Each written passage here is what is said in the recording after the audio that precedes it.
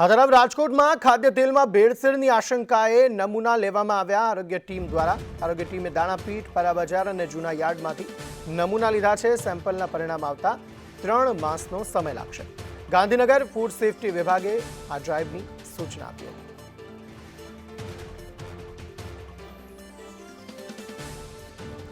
આ અંગે વધુ માહિતી આપી રહ્યા છે સંવાદદાતા મયુર સરવૈયા. મયુર, જણાવશો શું વધુ વિગતો? દાણાપીઠ, પરા બજાર, જૂના યાર્ડમાંથી સેમ્પલ લેવાની પ્રક્રિયા હાથ ધરવામાં આવી છે.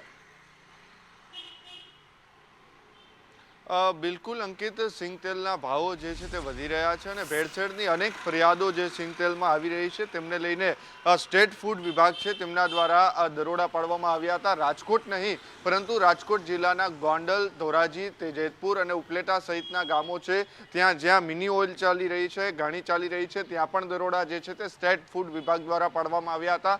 રાજકોટની વાત કરીએ તો ઉપેનકુમાર શામજીભાઈની જે પેઢી છે ત્યાં પણ દરોડા પાડવામાં આવ્યા હતા. દાણાપીઠમાં અનેક જગ્યાએથી સેમ્પલો લેવામાં આવ્યા છે. જૂની માર્કેટિંગ યાર્ડ છે ત્યાંથી પણ અનેક જગ્યાએથી સેમ્પલો લેવામાં આવ્યા છે. ઉલ્લેખનીય છે કે જે સિંગ તેલના ભાવો વધી રહ્યા છે તેમાં ભેળસેળની જે માત્રા વધી રહી છે તેમના કારણે ક્યાંક ને ક્યાંક સ્ટેટ વિભાગ જે છે તે સતર્ક બન્યું છે અને તેમના દ્વારા દરોડા જે છે તે દાણાપીઠમાં પાડવામાં આવ્યા હતા. સ્ટેટ ફૂડ વિભાગ અને ડ્રગ વિભાગના અંતર્ગત સૂત્રોના જણાવ્યા પ્રમાણે જિલ્લાના કોટડા, સાંગાણી, ગોંડલ, ધોરાજી, જેતપુર, જસદણ, વિછિયા, પડધરી સહિતના તાલુકાની ઓઇલ મિલો છે તેને પણ આવરી લેવામાં આવી છે અને મિલ ઉપરાંત ટ્રેડિંગ કરનાર પેઢીઓમાં પણ ચકાસણી કરીને નમૂના જે છે તે લેવામાં આવ્યા છે. જ્યાંથી નમૂના લેવાયા હતા તેલમાં Kaneria oil mill, Gulab industries, Mahendra oil mill, Bajrang mini oil તેમજ રાજકોટ શહેરમાંથી મનપા દ્વારા જે છે તે સિંગતેલના દાણાપીઠ સહિતના ઉપેનકુમાર શામજી સહિત કોટેચા ચોકમાં આવેલી સંદીપ કુમાર સહિતના જગ્યાએથી નમૂના જે છે લેવામાં આવ્યા છે. પરંતુ સૌથી મહત્વની વાત એ છે કે જે નમૂના લેવાયા છે તેનો રિપોર્ટ જે છે તે 3 મહિનાએ આવવાનો છે, પરંતુ 3 મહિના સુધી